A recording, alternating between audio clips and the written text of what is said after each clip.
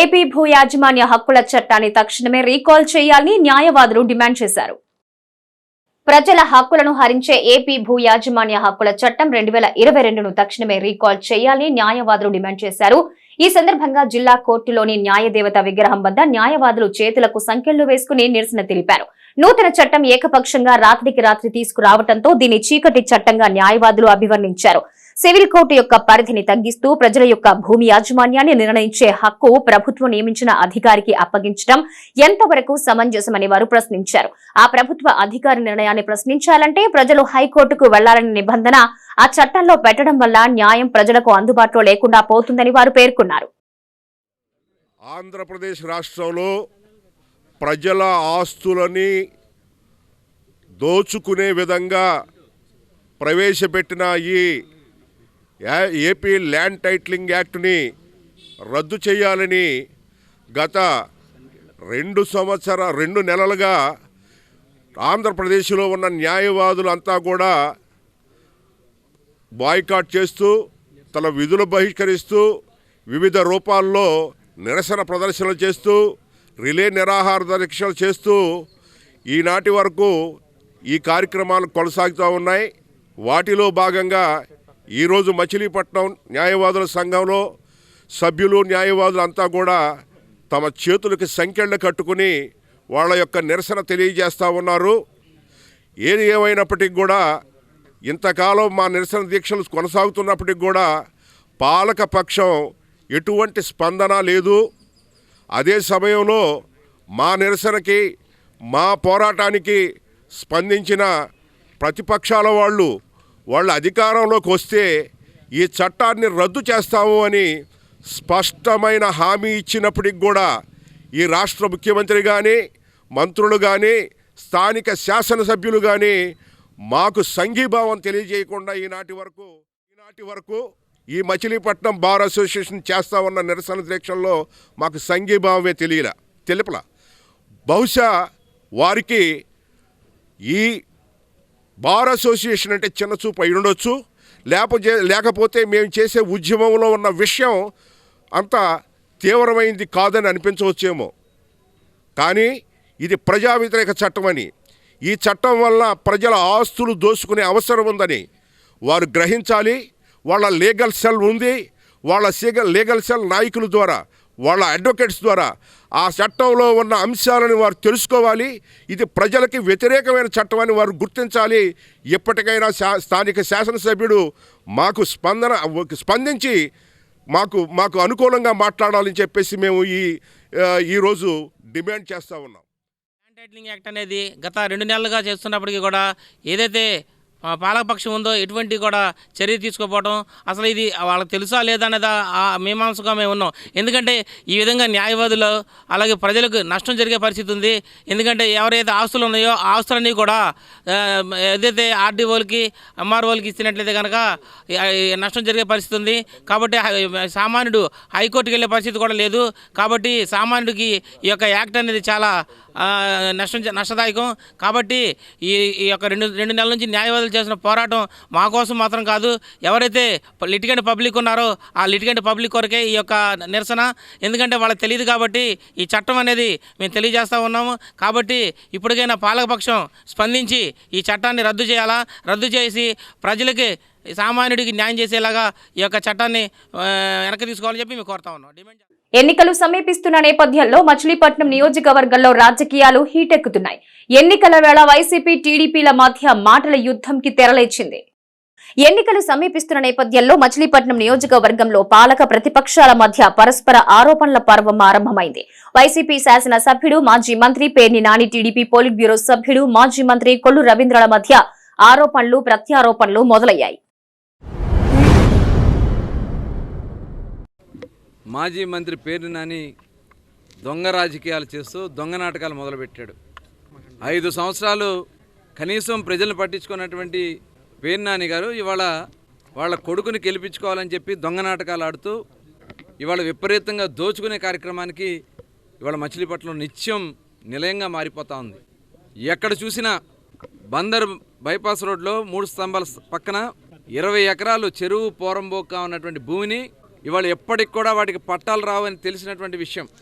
కానీ అక్కడ ప్రజల్ని మోసం చేస్తూ మీరు ఇల్లు వేసుకోండి, మీకు పైప్ లాగి పెడతాం, ఇంటి పన్నే ఇస్తా అని చెప్పి ఇవాళ దొంగ నాటకాలు ఆడుతూ ఇవాళ మరొకసారి ప్రజల్ని మభ్యపెట్టి ఆ వంకతో వెనకున్నటువంటి ల్యాండ్ అంతా కూడా దోచేయాలనే కార్యక్రమాలు 100 ఎకరాలు దోచుకోవడానికి వాళ్ళు కుట్ర పడుతూ ఉన్నారు.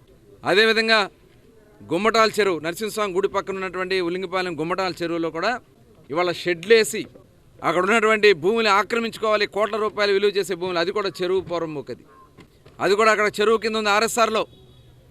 ఎందుకు మీరు ఇలా మోసం చేయాలని ప్రయత్నం చేస్తున్నారు? ఓట్ల కోసమా? అంత దిగజారాల్సినటువంటి అవసరం ఉందా? ఇవాళ మట్టి అమ్ముకుంటా ఉన్నాడు, పోర్టు పేరుతో దొంగ నాటకాలు ఆడుతూ 100 బళ్ళు పెద్ద పెద్ద టిప్పర్లు తీసుకొచ్చి ఒక్కొక్కటి 40 టన్నులు, 50 టన్నులు, 60 టన్నులు మట్టి వేసుకుని అక్కడ ఉన్నటువంటి మట్టి అంతా కూడా తరలిచిపోతా ఉన్నారు ఇళ్ల స్థలాలుగా అని చెప్పి ఒక పక్క చెప్తూ 100 ట్రక్కులు దొడ్డిదారి నమ్ముకుంటూ ఆ సముద్ర ఉప్పు నీటి మట్టి ఇళ్ల స్థలాలకు పనికొస్తుందండి?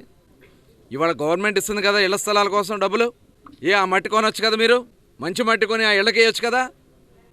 మీ ఇళ్ళకి వేసుకోవాలంటేనేమో మంచి మంచి మట్టి తీసుకొచ్చి మీరు వేసుకుంటారు, కానీ పేదల ఇళ్ళకి మంచి మట్టి ఇటకు మీకు మనసు రాదా పేర్ని నాని గారు? ఇవాళ గిలగల్దింట్లో గతంలో కూడా పేదలకి ఇళ్ల స్థలాలు ఇస్తామని చెప్పి ప్రభుత్వ భూమి ఆ రోజున అక్కడ CRZ 1Aలో ఉన్నటువంటి భూమిని చూపించి మభ్యపెట్టాలని ప్రయత్నం చేస్తే ఆ రోజున మేము పోరాడాం. కావాలంటే వాళ్ళకి మంచి భూమి కొనివ్వండి, మంచి భూమి కొనిస్తేనే దానికి అవకాశం ఉండదని చెప్తే ఆ రోజు మా మీద తిరగబడ్డారు. కానీ చివరికి కోర్టు ఇచ్చింది, CRZ 1A అనేది చాలా ఆ ప్రాంతంలో ఎటువంటి కట్టడాలు కానీ ఎటువంటి మట్టి తొలగింపులు కానీ అక్కడ జీవులు పెరుగుతాయి, వన్యప్రాణాలకు సంబంధించినటువంటి ఆ CRZ ఏరియా ముట్టుకోవడానికి వీలేదని చెప్తే ఇవాళ 100 ట్రక్కులు మట్టి తోలేస్తూ ఉన్నారు ప్రతిరోజు. ఇవాళ ఉదయం కూడా చూశాను నేను 100 ట్రక్కులు. అంటే అంత మట్టి అమ్ముకునే పరిస్థితి దిగజారావా? ఇవాళ రేపు వస్తామా లేదో అని చెప్పి ఇవాళ దీపం ఉండగానే ఇల్లు చక్కదిద్దుకోవాలని చెప్పి ఇలాంటి దిగజారుడు కార్యక్రమాలు చేస్తూ ఉన్నారా?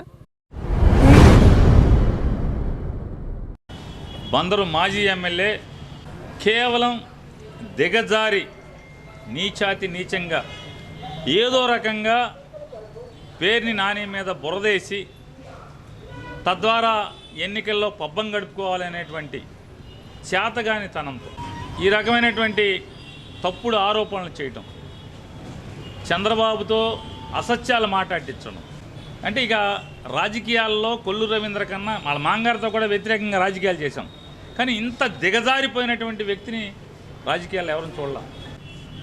గుమ్మటాల చెరువు మొత్తం, చెరువుగా ఉన్నటువంటి ప్రాంతం మొత్తాన్ని డబ్బులు తీసుకుని ఇళ్ళు అమ్మినోళ్ళు ఎవరు?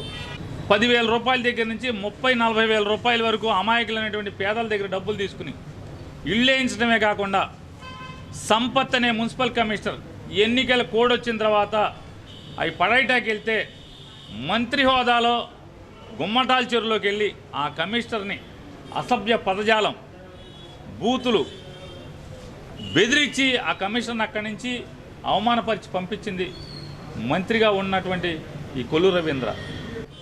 గుమ్మటాల చెరువులో స్థలాలు అమ్మి పేద అమాయకులని, నిరుపేదల్ని 25,000, 30,000, ఈ బైపాస్ రోడ్లు అయితే కనుక 3 లక్షలు, 2 లక్షలు డబ్బులు తీసుకుని ఇళ్ళు స్థలాలు అమ్మి, శ్మశానాల్లో ఇళ్ళు స్థలాలు అమ్మి ఇవాళ నీతి కబుర్లు, మా మీద బురదేశీ కార్యక్రమాలు. మేము ఇళ్ల స్థలాలు ఇస్తే దాంట్లో మట్టి తోలుతుంటే మట్టికి డబ్బులు ఇచ్చారు. ఎవడో డబ్బులు ఇచ్చింది? ఎవరు డబ్బులు ఇచ్చింది? కలెక్టర్ గారికి తెలీదా?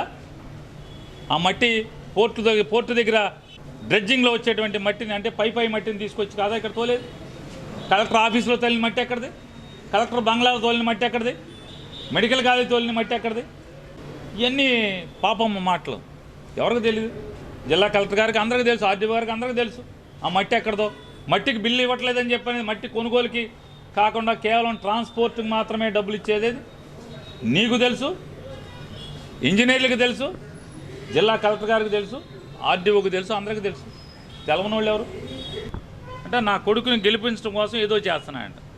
అసలు కుమ్మరగూడెం ఖాళీ చేయించమని, కుమ్మరగూడెంలో ఉన్నటువంటి కుమ్మరులందరినీ ఇటుక బట్టీలు తీసేయమని, కుమ్మరగూడెన్ని ఖాళీ చేయమని నువ్వు కాదా ప్రయత్నం చేసింది? కలెక్టర్కి వెళ్ళి ఏం చెప్తావు? మొన్నసారి వెళ్ళి అది కోట్ల డబ్బు అండి, కోట్ల విలువైన ఆస్తి అండి, దాని కుమ్మరులు ఇల్లు అందరి బద్దలు కొట్టమని చెప్పాను. కలెక్టర్తో మాట్లాడతావు. మళ్ళీ వెళ్ళి అక్కడికి వెళ్ళి ఏం చెప్తావు?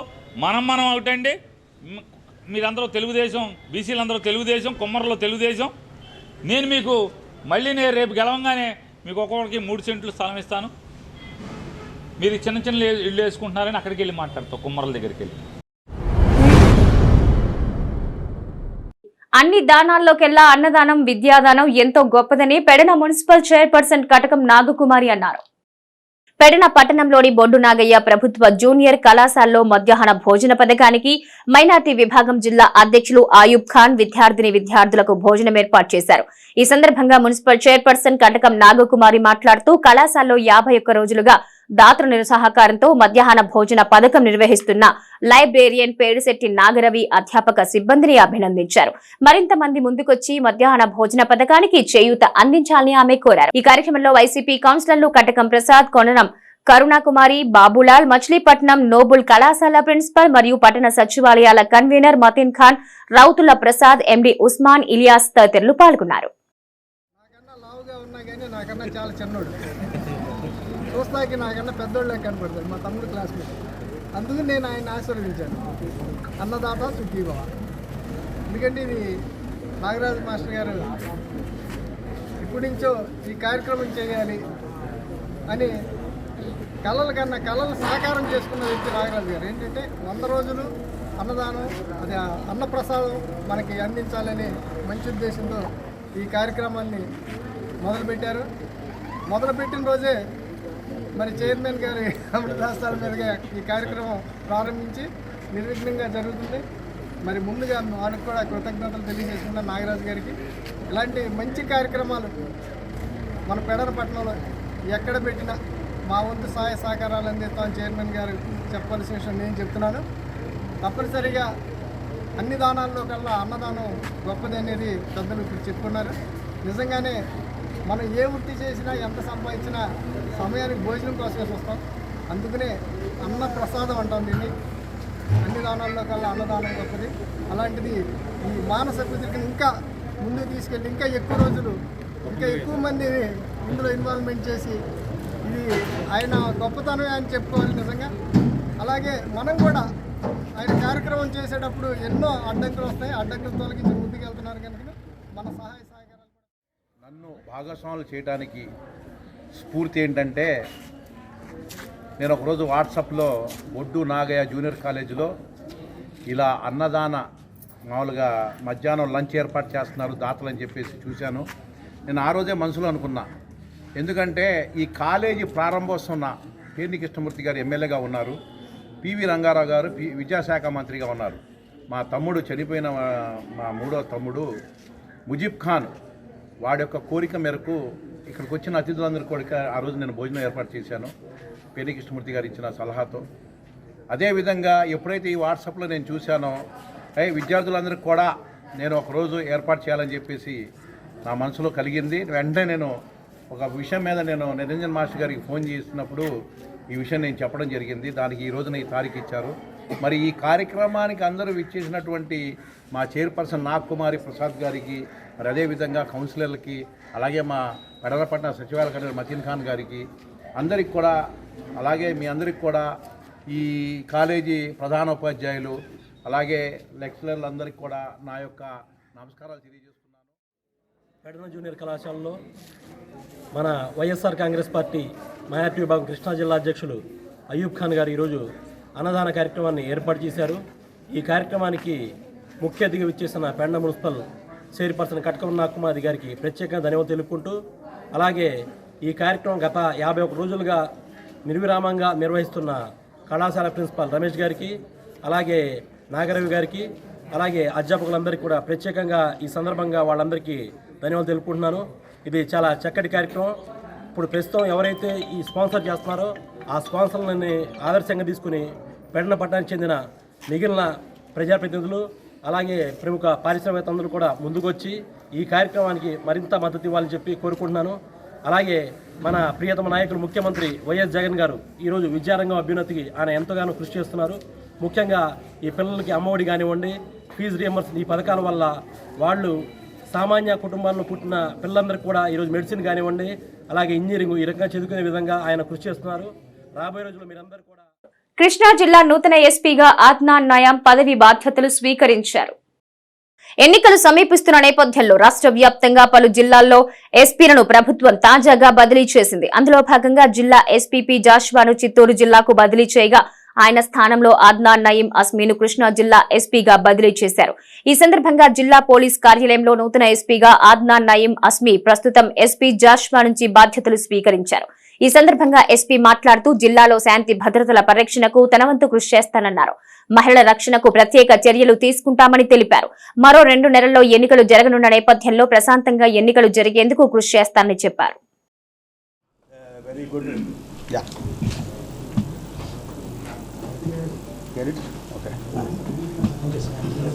To all the media friends, colleague officers and all the staff, police staff and the public of this district, I heartfully thank for this great experience you have given to me over the period of 1 year 8 months as SP Krishna district.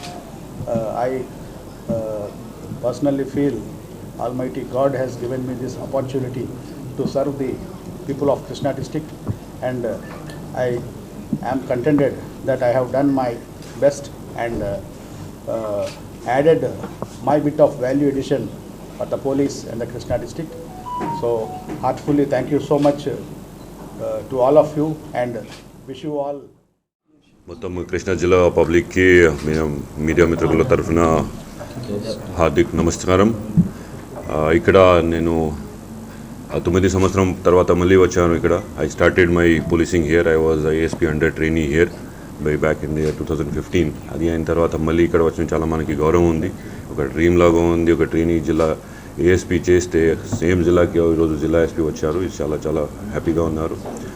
Government I like to thank and all the senior officers DG గారు for imposing trust in me to handle this district. So I have come over here already. My predecessor Joshua Garu has done a lot of in the improving the image of the policing and ensuring law and order and all issues of policing are taken care, including welfare of men. Ikkada nunchi nenu తీసుకుంటున్నారు అప్పటి నుంచి. So we'll ensure whatever good work has been started will continue. Some initiatives also which are timely required will do that. ముఖ్యమైన next 3-4 నెలల్లో మనకి election వస్తున్నాయి. So we'll ensure that a peaceful conduction of elections will keep on happening regarding the top priorities of the YCP పాలనలో జరుగుతున్న అభివృద్ధి ప్రతిపక్షాలు చూడకుండా లేనిపోని ఆరోపణలు చేయటం తగదని వైసీపీ నియోజకవర్గ ఇన్ఛార్జి పేర్ని కిట్టు అన్నారు. ముఖ్యమంత్రి జగన్మోహన్ రెడ్డి పాలనలో అన్ని వర్గాల ప్రజలు సంతోషంగా ఉన్నారని వైసీపీ నియోజకవర్గ ఇన్ఛార్జి పేర్ని కిట్టు అన్నారు. జరుగుతున్న అభివృద్ధిని చూడలేని ప్రతిపక్షాలు లేనిపోని విమర్శలతో పబ్బం గడుపుకుంటున్నాయని ఆయన పేర్కొన్నారు. రైతు బజార్లో 28 లక్షల రూపాయలతో చేపట్టే అభివృద్ధి పనులను మేయర్ చిటికన వెంకటేశ్వరమ్మతో కలిసి పేర్ని కిట్టు ప్రారంభించారు. ఈ కార్యక్రమంలో డిప్యూటీ మేయర్లు శీలం భారతి, మాడపాటి విజయలక్ష్మి, మార్కెట్ యార్డు డైరెక్టర్లు, పలువురు సర్పంచులు పాల్గొన్నారు.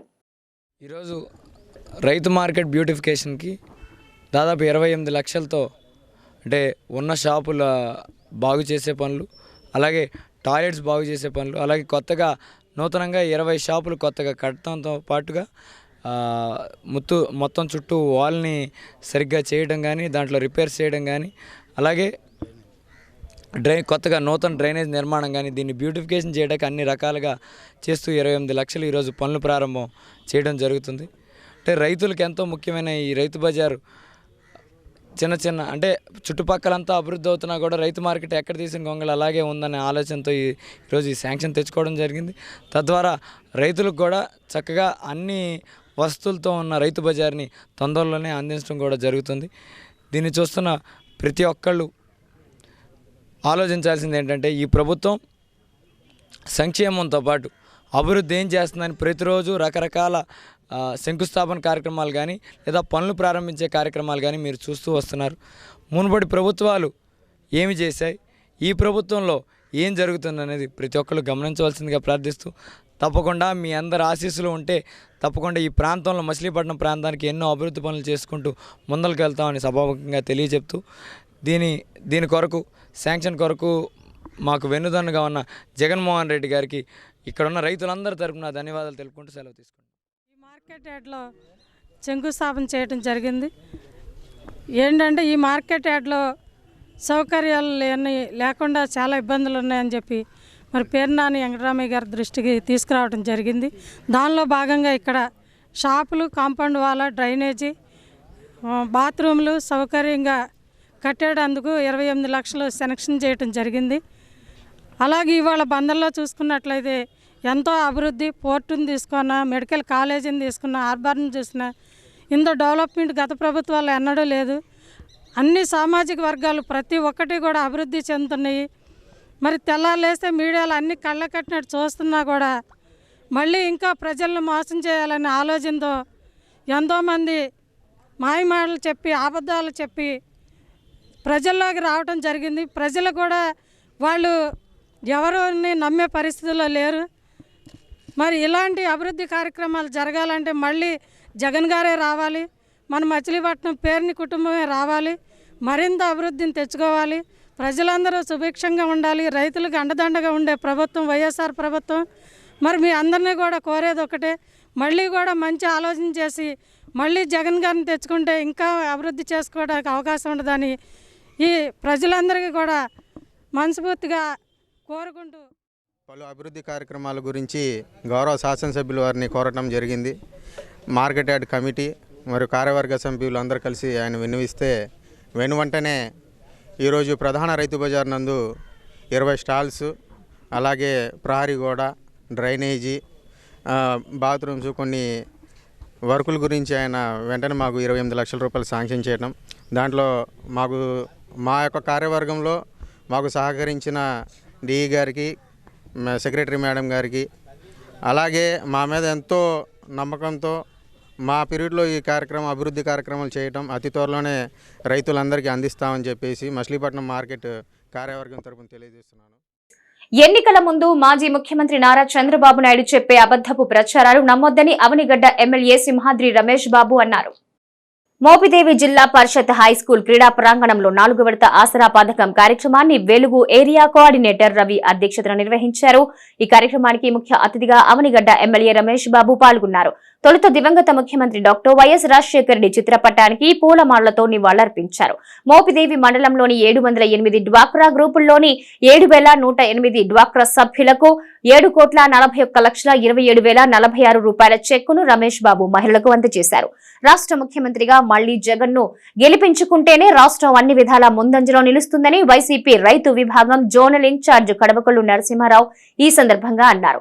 డ్వాక్రా మహిళలకు ఆసరా పథకాన్ని సమర్థవంతంగా అమలు చేసిన ముఖ్యమంత్రి జగన్ చిత్రపటానికి మహిళలు పాలాభిషేకం నిర్వహించారు. వెలుగు ఏపీఎం శ్రీనివాసరావు పర్యవేక్షణలో నిర్వహించిన కార్యక్రమంలో సింహాద్రి వికాస్, ఎండీఓ శ్రీనివాసరావు, గరికపాటి వెంకటేశ్వరరావు, మోటుపల్లి సునంద తదితరులతో పాటు పెద్ద సంఖ్యలో డ్వాక్రా మహిళలు పాల్గొన్నారు. తెలుగుదేశమో లేకపోతే జనసేన ఇంకొక పార్టీ ఎందుకు చూడాలా? జగన్మోహన్ రెడ్డి గారు ఆయన ఈ రాష్ట్రానికి ముఖ్యమంత్రిగా మీకు ఏదైతే అవసరమో ఈ రాష్ట్రంలో ఉన్న పేదవాడికి ఏం చేయాలో అది చేస్తున్నాడు. జగన్మోహన్ రెడ్డి గారిని ఒక మాట అంటున్నారు. ఏమంటున్నారంటే బటన్లను నొక్కడం తప్ప ఆయన ఏం చేస్తున్నాడు అంటున్నారు. నిజమే, బటన్లు నొక్కుతున్నాడు. ఎవరి కోసం? ఈ రాష్ట్రంలో ఉన్న పేదవాడు, కష్టపడేవాడు, ఇబ్బందులు పడేవాడు, ఆడ కుటుంబాలకు కూడా ఆర్థికంగా ఇబ్బంది లేకుండా పిల్లలు చదువుకోవాలి. కార్యక్రమం సందర్భంగా మనం మోపిదేవిలో ఉన్నాం. ఈ రోజున డ్వాక్రా మహిళలందరినీ చూస్తూ ఉంటే, వాళ్ళ కళ్ళల్లో ఆనందం చూస్తూ ఉంటే, నిజంగా జగన్మోహన్ రెడ్డి గారు మరల ముఖ్యమంత్రి కంటిన్యూగా అవటానికి ఎప్పుడు ఓటేద్దామని చెప్పి ఎదురు చూస్తున్నట్టుగా ఉంది. మళ్ళీ ముఖ్యమంత్రిని చేయడానికి సిద్ధంగా ఉన్నారు. ఆయన పథకాలు ఒకటే కాదు, పిల్లల చదువుల విషయంలో పునాది వేయటం అనేది చాలా గొప్పది. ఇంగ్లీష్ మీడియంతో పునాది వేయటం ఇంకా గొప్పది. వాళ్ళకి కార్పొరేట్ స్కూల్లోకి వెళ్ళి డ్రెస్సులు వేసుకెళ్లే విధంగా చేయడం అనేది గొప్పదని చెప్పని ఆ మహిళా తల్లులందరూ చెప్తూ ఉంటే మాకు చాలా ఆనందంగా, అలాంటి ముఖ్యమంత్రి గారి నాయకత్వంలో మా స్థానిక శాసనసభ్యులు సింహాద్రి రమేష్ బాబు గారి నాయకత్వంలో పనిచేస్తున్నందుకు మా అందరికీ నాయకులకు కూడా చాలా ఆనందంగా ఉందని చెప్పి తెలియజేస్తూ, మీ అందరికి కూడా ధన్యవాదాలు చెప్తున్నాను. ఎన్నికలకు ముందు ఏదైతే హామీ ఇచ్చారో ఎన్నికల నాటికి మీకు ఎంతైతే ఈ డ్వాక్రా పొదుపు సంఘాలు ఎంతైతే మీకు అప్పు ఉందో అంత అప్పుని ఎన్నికలు అయిపోయే లోపు మళ్ళా అప్పు లేకుండా ఆ అప్పుని తీర్చి మీ మధ్యకు వస్తానని చెప్పి ఏదైతే మాట ఇచ్చారో ఈరోజు చివరి విడత కింద వైఎస్ఆర్ ఆసరా పథకం కింద ఈ 4వ విడత నిధులు విడుదల చేయడం జరిగింది. ఖచ్చితంగా జగన్మోహన్ రెడ్డి గారు మాటలు చెప్పే ముఖ్యమంత్రి కాదు, చేతలతో చేసి చూపించే ముఖ్యమంత్రి అని చెప్పి మరొక్కసారి ఈ రాష్ట్రంలో ఉన్న ప్రతి ఒక్కరి చేత మన్ను పొందుతున్నారు. ఖచ్చితంగా రాబోయే ఎన్నికల్లో జగనన్న గెలుస్తాడనడానికి ఇది ఒక నిదర్శనం. ఎందుకంటే సాధారణంగా ఎక్కడికన్నా మీటింగ్ వచ్చి చూస్తే కొంచెం నీరసంగాను ఇలా కనపడతారు. కానీ మీరు ఇక్కడ గమనిస్తే ప్రతి ఒక్కరు చాలా సంతోషంగా ఉత్సాహంగా వస్తున్నారు. ఏంటని అడిగితే జగనన్న మాకు ఇచ్చిన హామీ నిలబెట్టుకున్నాడన్న, ఈ 4 ఏళ్లలో ఉన్న అప్పు పూర్తిగా తీర్చగలిగాడు, గతంలో లాగా నమ్మించి మోసం చేయలేదు, ఎన్నికలు వచ్చినాయి అని చెప్పి పసుపు కుంకుమ అని కొత్త పేర్లతో 10,000 15,000 వేసి చేతులు దులుపుకోలేదు. జగనన్న అంటే మాట మీద నిలబడే ముఖ్యమంత్రి అని చెప్పి అందరూ భావిస్తున్నారు. ఖచ్చితంగా రాబోయే కాలంలో కూడా అవినిగడ్డ నియోజకవర్గంలో మరొకసారి జగన్మోహన్ రెడ్డి గారిని దీవించడానికి ప్రజలందరూ సిద్ధంగా ఉన్నారు. అట్లాగే ఈరోజు ఈ అవకాశం ఇచ్చిన పార్టీ మంచినీటి సమస్యపై త్వరలో ప్రత్యేక సమావేశం నిర్వహిస్తామని పెడన మున్సిపల్ చైర్మన్ కటకం నాగకుమారి తెలిపారు. మంచినీటి సమస్యపై త్వరలో ప్రత్యేక సమావేశం నిర్వహిస్తామని పెడన మున్సిపల్ చైర్మన్ కటకం నాగకుమారి తెలిపారు. మున్సిపల్ కౌన్సిల్ సాధారణ సమావేశానికి అధ్యక్షత వహించిన నాగకుమారి మాట్లాడుతూ మంచినీటి సమస్య నివారణకు చర్యలు తీసుకుంటామన్నారు. సమావేశంలో కౌన్సిలర్ గరికముక్కు చంద్రబాబు మాట్లాడుతూ మినరల్ వాటర్ ప్లాంట్లపై పర్యవేక్షణ లేకపోవడంతో ఆ ప్లాంట్ల ద్వారా ప్రజలకు నాణ్యమైన మంచినీరు అందడం లేదని ఆరోపించారు. నిబంధనలకు విరుద్ధంగా నిర్వహించే వాటర్ ప్లాంట్ల నిర్వాహకులపై తగిన చర్యలు తీసుకోవాలని, వాటర్ ప్లాంట్ల ద్వారా నాణ్యమైన మంచినీరు అందేలా చర్యలు తీసుకోవాలని ఆయన కోరారు. జనసేన పార్టీ కౌన్సిలర్ శివపావని మాట్లాడుతూ అధికారులు ప్రోటోకాల్ నిబంధనలు పాటించడం లేదని ఆమె ఆగ్రహం వ్యక్తం చేశారు. ప్రతిపక్ష కౌన్సిలర్లు ప్రాతినిధ్యం వహిస్తున్న వార్డుల్లో కౌన్సిలర్లను కాదని వైసీపీ ఇన్ఛార్జీలు ప్రభుత్వ కార్యక్రమాలు నిర్వహించడంపై ఆమె మండిపడ్డారు. కౌన్సిలర్ కటకం ప్రసాద్ మాట్లాడుతూ మున్సిపాలిటీ ఆర్థిక పరిస్థితి బాగోనందున చిన్న పనులు కూడా చేపట్టలేకపోతున్నామని, పనులు చేసిన కాంట్రాక్టర్లకు బిల్లులు చెల్లించలేకపోతున్నామని ఆవేదన వ్యక్తం చేశారు. అజెండాలోని 3వ అంశంపై శివపావనికి కటకం ప్రసాద్ కు మధ్య కాసేపు వాగ్వాదం జరిగింది. ఈ అంశం పాటదారులకు లాభం, మున్సిపాలిటీకి నష్టం, వ్యాపారులకు ఇబ్బంది కలిగించే విధంగా ఉందని శివపావని వాదించగా కటకం ప్రసాద్ ఖండించారు. ఈ అంశంపై శివపావని డీసెంట్ ఇచ్చారు. అజెండాలో మొత్తం 10 అంశాలు సమావేశం ఏకగ్రీవంగా ఆమోదించింది. వాటర్ ఇబ్బంది లేకుండా చేయాలని ఒక మంచి ఉద్దేశంతో మరి ఆరోగ్య సహకరించబడిన కొన్ని విషయాలు నేను దగ్గరికి చేయడం జరిగింది. నాకు మీ అందరూ కూడా సహకారం అందిస్తున్నారు. ఆ సందర్భంలో ముఖ్యంగా ఏంటంటే ఏదైనా కానీ మున్సిపాలిటీలో చిన్న పని చేయించాలన్నా పెద్ద పని చేయించాలన్నా కూడా ఆర్థికంగా మున్సిపాలిటీ ఏర్పడుతున్నా 13వ తారీఖు 7వ నెల ఈ సంవత్సరం కింద సంవత్సరం 2023లో చైర్పర్సన్గా నాగకుమారి గారు మున్సిపల్ చైర్పర్సన్గా పదవి బాధ్యతలు సేకరించినప్పుడు ఆ రోజుకి ఉన్నటువంటి పరిస్థితులు గతం నుంచి ఈ మున్సిపాలిటీ ఆర్థిక వ్యవస్థ పూర్తిగా చిన్న భిన్నంగా ఉంది. తర్వాత కొద్ది రోజులకి నేను ఆరోగ్యపరంగా ఇబ్బందులు పడి 2-3 నెలలు మున్సిపాలిటీ పన్ను పట్టించుకోక తర్వాత మళ్ళీ నేను కొద్దిగా యాక్టివ్ అయిన తర్వాత ఈ మున్సిపాలిటీలో మనకి రావాల్సినటువంటి గత పెండింగ్ బాకీ నీటి తీరువ కానీ హౌస్ ట్యాక్సెస్ కానీ మనకి వాటర్ స్కేర్సిటీ అనేది టౌన్ మొత్తం కూడా ఉండే పరిస్థితి ముందుగానే. ఎందుకంటే మనం అప్పటికప్పటికి ప్రణాళికలు రూపొందించుకోవడం కంటే ముందుగానే వాటర్ మనకి స్కేర్సిటీ లేకుండా టౌన్లో ఉన్న పైప్ లైన్స్ అన్ని పంపిస్తూ అలాగే ట్యాంకర్స్ ద్వారా పంపించేదానికి ముందుగానే మరి ఇంజనీరింగ్ సెక్టర్ వాళ్ళు 2 నెలల ముందే చెప్తున్నాం. ఎందుకంటే మీరు చైర్పర్సన్ వచ్చేదానికి ఫస్ట్ టైం ఇది ఈ సమ్మర్ రావడం మనకి. దానికి అలాంటి లేకుండా చర్యలు ముందుగా ఒక ప్రణాళిక ఒక మీటింగ్ ఏర్పాటు చేసి సంబంధిత వాటర్ ప్లాంట్లు ఎవరైతే పనిచేస్తున్నారో పైప్ లైన్ సిస్టమ్ కూడా కొత్తగా వచ్చింది. దానివల్ల ఇక్కడ నుంచి మనకి ఎక్స్పెక్టేషన్ ఉండదు, ఖర్చు పెట్టాల్సింది. కానీ ఈ వాటర్ ఇచ్చే దాంట్లో ముందుగానే స్టోర్ చేసుకోవడంలో లోపం జరుగుతూ ఉంది. మన వాటర్ వచ్చినప్పుడు స్టోర్ చేసుకుని అన్ని చేయలేకపోతారు. ఈ సమ్మర్లో అట్లా లేకుండా చేయాలని చెప్పి నేను ఇంజనీరింగ్ సెక్షన్ వారికి మీ ద్వారా తెలియపరుచుకున్నాను. అట్లాగే పెడలపట్నంలో చాలా మినరల్ వాటర్ ప్లాంట్స్ ఉన్నాయి. మరి ఇన్నాటికి లైసెన్స్ లేవో నాకు తెలియదు. ఎందుకంటే అంతా మార్కెటింగ్ చేసుకునే బిజినెస్ వ్యాపారం చేసుకునే వాళ్ళు అంతా. జనాభా దామాషా ప్రకారం ఎన్నికల్లో ఏ రాజకీయ పార్టీ బీసీలకు సీట్లు కేటాయిస్తారో ఆ పార్టీకి బీసీ సంఘం మద్దతు తెలుపుతుందని షేకుబోయిన సుబ్రహ్మణ్యం ప్రకటించారు.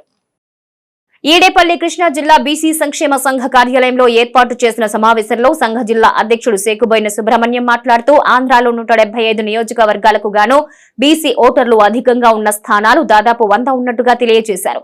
జనాభా దామాషా ప్రకారం 90 శాసనసభ 13 లోక్సభ స్థానాలను బీసీలకు కేటాయించవలసి ఉందన్నారు. అయితే బీసీలకు 2024 ఎన్నికల్లో ఎవరు ఎక్కువ సీట్లు కేటాయింపులు చేస్తారో ఆ పార్టీకి రాష్ట్రంలో ఉన్న బీసీ సంఘాలను అన్నింటినీ కలుపుకుని మద్దతు తెలుపుతామని సుబ్రహ్మణ్యం స్పష్టం చేశారు. ఈ కార్యక్రమంలో జోగి శివ, నిక్కు రాధాకృష్ణ, బెల్లంకొండ రవి, చెక్బోయిన కోటేశ్వరరావు, బోయిన రమేష్, ఎం పవన్ తదితర బీసీ నాయకులు పాల్గొన్నారు. ఈ రాష్ట్రంలో వెలుగుబడిన కులాలు బీసీ కులాలు 139 కులాలు ఉన్నాయి. 139 కులాల్లో బీసీ జనాభా తమాషా ప్రకారం 58% ఉన్న బీసీ కులాలు మేము. దాని ప్రకారం ఏ రాజకీయ పార్టీ అయినా సరే 58% ఉన్న బీసీ కులాలకి 90 ఎమ్మెల్యే టికెట్లు, 13 పార్లమెంట్ టికెట్లు ఇవ్వాలని మా డిమాండ్ చేస్తున్నాం. అలాగే ఎందుకంటే ఏ రాజకీయ పార్టీ అయినా సరే బీసీ కులాలనే వాడుకుంటున్నారు, కానీ వాళ్ళకి న్యాయం అయితే చేయట్లేదు. వాళ్ళకి న్యాయం చేయాలంటే, రాజకీయంగా వాళ్ళకి అభివృద్ధి చెందాలంటే ఏ పార్టీ అయినా 90 ఎమ్మెల్యే సీట్లు 13 ఎంపీ సీట్లు ఇస్తే రాజకీయ అభివృద్ధి చెందుతారు. కులగణంలో కూడా వాళ్ళు కులాల వారీగా కూడా కొంచెం ముందుకెళ్తారని మేము కోరుతున్నాం. అలాగే రాష్ట్ర నాయకత్వం పిలుపు మేరకు రాష్ట్ర అధ్యక్షులు ఆక వెంకటరావు గారు, మహిళా అధ్యక్షులు నూకలమ్మ గారు, వై నాగేశ్వరరావు గారు రథయాత్ర ఈ ఆంధ్ర రాష్ట్రంలో సుమారు 100 బీసీ కులాలు ఉన్న నియోజకవర్గాలు ఉన్నాయి. 100 నియోజకవర్గాలు తిరిగారు, వాళ్ళు రథయాత్ర చేశారు. ఆ రథయాత్ర చేసిన ముగింపు సభ వచ్చే నెల 4వ తారీఖు తిరుపతిలో జరుగుతుంది. ఆ ముగింపు సభకు కూడా రథయాత్రకి జనాందరూ పాల్గొని బీసీలకు జరుగుతున్న అన్యాయాలపై వివరణ ఇస్తే దాని ప్రకారం బీసీ సంక్షేమ సంఘం అధ్యక్షులు షేకుబోయిన సుబ్రహ్మణ్యం గారి ఆధ్వర్యంలో ఈ రోజున బీసీ కార్యాలయంలో సమావేశం జరిగింది. అంశం ఏమిటంటే, ఈ వచ్చే రానున్న ఎలక్షన్ రోజులు కాబట్టి మా బీసీ సంక్షేమ సంఘం తరపున ఎమ్మెల్యే క్యాండిడేట్లను ఎంపీ దాని గురించి మేము మాట్లాడడం జరిగింది. అంశం ఏమిటంటే, ఈ దేశవ్యాప్తంగా కూడా బీసీలకి దేశవ్యాప్తంగా కూడా బీసీలకి అన్యాయం జరుగుతుంది.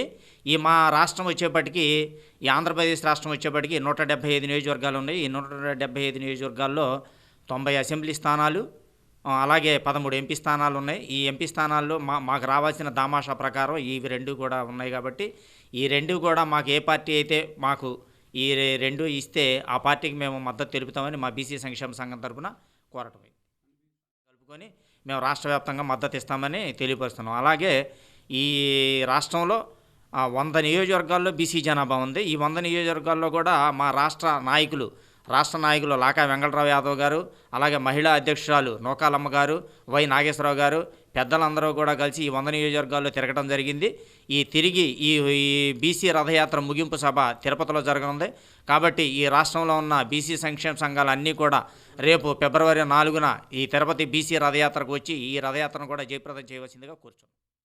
కోస్తా లింకు రైలు మార్గానికి కేంద్ర ప్రభుత్వం సానుకూలంగా స్పందించడం పట్ల కోస్తా లింకు రైలు సాధన సమితి హర్షం వ్యక్తం చేసింది. కోస్తా లింకు రైలు మార్గానికి కేంద్ర ప్రభుత్వం సానుకూలంగా స్పందించడం పట్ల కోస్తా లింకు రైలు సాధన సమితి హర్షం వ్యక్తం చేసింది. ఎంతో కాలంగా కృష్ణా గుంటూరు జిల్లా ప్రజలు ఎదురు చూస్తున్న రేపల్లె రైలు మార్గం ఏర్పాటు కోసం డీటెయిల్ ప్రాజెక్టు రిపోర్ట్ ను పంపాలని కృష్ణా జిల్లా కలెక్టర్ ను హోంశాఖను రైల్వే శాఖ ఆదేశిస్తూ కేంద్ర ప్రభుత్వం ఉత్తర్వులు జారీ చేయడం పట్ల సమితి ప్రతినిధులు కొక్కిలిగడ్డ కోదండరామయ్య, ధూళిపాళ్ల శ్రీరామచంద్రమూర్తి, హరికృష్ణ, వన్నెంరెడ్డి సుబ్బారావులు హర్షం వ్యక్తం చేశారు. రేపల్లె రైలు మార్గం ఏర్పాటు చేయడం ద్వారా కృష్ణా గుంటూరు జిల్లా ప్రజల సుదీర్ఘకాల పోరాటానికి ఫలితం దక్కిందన్నారు. రేపల్లె రైలు మార్గం ఏర్పాటైతే మచిలీపట్నం అనూహ్యంగా అభివృద్ధి చెందుతుందని వారన్నారు. రాజకీయాలకు అతీతంగా ఉభయ జిల్లాల ప్రజా ప్రతినిధులందరూ రైలు మార్గం ఏర్పాటు చేసే వరకు సమిష్టిగా కృషి చేయాలని వారు కోరారు. మోడీ గారు గవర్నమెంట్ వచ్చిన తర్వాత పట్టణాభివృద్ధి మంత్రిగా ఉన్న కేంద్రంలో ఉన్న వెంకయ్యనాయుడు గారు బీజేపీ మీటింగులకు వచ్చినప్పుడు, కార్యకర్తల సమావేశానికి వచ్చినప్పుడు ఫస్ట్ టైం మేము ఆయనకి లెటర్ ఇవ్వడం జరిగింది, సబ్మిట్ చేసాం ఆయనకి.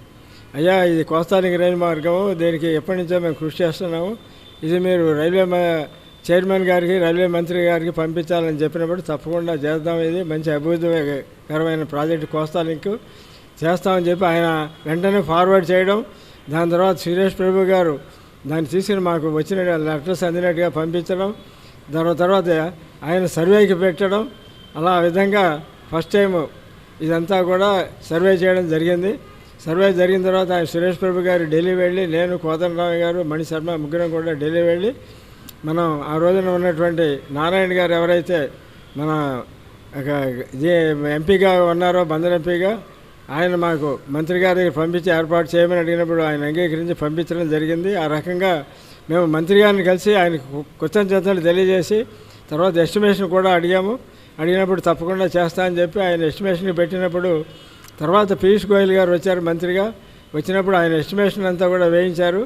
అది మరి నర్సాపురం నుంచి బంటిపల్లి నుంచి మచిలీపట్నం నుంచి రేపల్లె నుంచి మళ్ళీ నిజాంపట్నం నుంచి బాపట్ల, మొత్తం ఈ 3 అంచెలుగా ఈ రైలు మార్గానికి ఎస్టిమేషన్ వేశారు. అదంతా కూడా మొత్తం టోటల్గా 3000. మన ప్రభుత్వం మన ఈ సెంట్రల్ గవర్నమెంట్ ఒప్పుకున్నప్పుడు కూడా స్టేట్ గవర్నమెంట్ దానికి ఇచ్చే వనరులు ఇవ్వక, దానికి కానీ సమకూర్చే నిధులు ఇవ్వక చేయటం ఇప్పుడు దాకా ఆగింది. లేకపోతే పాటికి ఎప్పుడుగో ఈ రైలు మార్గం ఏర్పడిపోవటం 10 మంది కూడా ఎంతో ఆనందదాయకంగా ఉంటాయని జరిగేది. సెంట్రల్ గవర్నమెంట్ వచ్చేసి 3484.58 కోట్లు శాంక్షన్ చేస్తాము, మీ గవర్నమెంట్ ఇచ్చే అమౌంట్ మీరు మార్జిన్ మనీ ఇవ్వండి అని చెప్తున్నప్పుడు కూడా మన ప్రభుత్వం చేతకాని ప్రభుత్వం కింద అయిపోయింది. ఇందులో ఎవరు సహాయ సహకారం తీసుకున్నప్పుడు కూడా ఎవరి దగ్గర కూడా వెళ్లకుండా మన కుక్కలగడ్డ కోదండరామయ్య గారు, దూలుపాలి శ్రీరామచంద్రమూర్తి గారు వీళ్ళే 4 శతాబ్దాల నుంచి పోరాటం చేసి ఇప్పుడు కూడా ఇంకా పోరాటం చేస్తూనే ఉన్నారు. దీనికి ఏంటంటే ప్రతి ఒక్కరు కూడా ముందుకు రావాలి. దీనికి ఎవరు ప్రమేయం లేకుండా వీళ్ళు ఒంటరిగానే పోరాటం చేస్తున్నారు. ఇందులో ఎవరో ఎంపీలు ఎమ్మెల్యేలు ఎవరో తలదూచిన వాళ్ళు లేరు, ఎవరు కూడా ముందుకు వచ్చిన వాళ్ళు లేరు. వీళ్ళు ఒంటరి పోరాటంగానే ప్రజలు బాగుండాలి, మనం బాగుండాలి, బంద ప్రజలు బాగుండాలని చెప్పేసి అని నర్సాపురం నుంచి బంటిమిల్లి నుంచి మచిలీపట్నం, రేపల్లి నిజాంపట్నం మీద బాపట్ల, మచిలీపట్నం నుంచి రేపల్లి ఈ రైలు మార్గం నుంచి ఎప్పటి నుంచి పోరాటం చేస్తూనే ఉన్నారు. ఇంకా పోరాటం చేసి ఈసారైనా సరే ఈరోజు మన కోస్తా రైల్వే మార్గం ప్రజలందరికీ చిరకాల స్వప్నం నెరవేరబోతోంది. మన కోదండరామయ్య గారు అలాగే దూలిపాల శ్రీరామచంద్రమూర్తి గారు 13/11/2020లో ఇది రైల్వే మార్గం గురించి మెమరాండాన్ని ఇవ్వటం జరిగింది. అప్పటి నుంచి వీళ్ళు మెమరాండాలు ఇస్తూనే ఉన్నారు. మన సెంట్రల్ గవర్నమెంట్ నరేంద్ర మోడీ గారు వచ్చినప్పుడు 2014లో అప్పటి నుంచి వీళ్ళు పోరాటం చేస్తూనే ఉన్నారు. ఇవాళకి ఇది చివరి దశకి వచ్చింది. త్వరలోనే కోస్తా రైల్వే మార్గం పడుతుందని ఆశిస్తున్నాము. రేపు బడ్జెట్లో తప్పకుండా ఈ రైల్వే మార్గానికి నిధులు కేటాయిస్తారని ఆశిస్తూ ఈ చిరకాల వాంఛ కల నెరవేరాలని కోరుకుంటూ హృదయాలను దేవుని సన్నిధిగా మలుచుకుని ఆదర్శవంతమైన జీవన మార్గాన్ని ప్రతి ఒక్కరూ పాటించాలని ఖమ్మం ఆర్సీఎం పీఠాధిపతి మేపన్ పాల్ తెలిపారు. 31వ డివిజన్ పరిధిలోని శారదానగర్ ఆర్సీఎం చర్చిలో సాగరమాత మహోత్సవాలు ఘనంగా నిర్వహిస్తున్నారు. ఈ కార్యక్రమంలో ముఖ్య అతిథిగా పాల్గొన్న బిషప్ మైపన్ పాల్ మాట్లాడుతూ పరిశుద్ధ బైబిల్ అనుసారం మానవ జీవితం ఆధ్యాత్మిక చింతన వైపు సర్వ మానవాళి నడవాలన్నారు. అనుగ్రహ పరిపూర్ణానురాలు మరియమ్మ ప్రార్థనా సహాయం పొందేలా భక్తి భావం ప్రతి ఒక్కరూ పెంపొందించుకోవాలని వెల్లడించారు. దశాబ్దాల కాలంగా మరియమాత మహోత్సవ వేడుకలను శారదానగర్ ఆర్సీఎం చర్చి నందు భక్తి శ్రద్ధలతో నిర్వహించడం అభినందనీయమని ఆయన అన్నారు. ఈ కార్యక్రమంలో నియోజకవర్గ వైసీపీ ఇన్ఛార్జ్ పేర్ని కిట్టు, జానీ డిక్రూజ్ ఆధ్వర్యంలో జరిగిన ఈ వేడుకల్లో నియోజకవర్గ YCP in charge Perni Kittu, corporator Nageswara Rao, government P Sarath Kumar పెద్ద సంఖ్యలో భక్తులు పాల్గొన్నారు.